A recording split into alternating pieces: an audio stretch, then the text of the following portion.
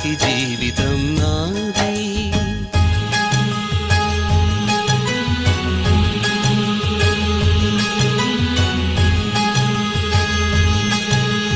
కవినై కవితనై భార్యనై భర్తనై కవినై కవితనై భార్యనై భర్తనై మల్లెల దారిలో మంచు ఎడారిలో మల్లెల దారిలో మంచు ఎడారిలో పన్నీటి జయ గీతాల కన్నీటి జలపాతాల నాతో నేను అనుగమిస్తూ నాతో నేనే రమిస్తూ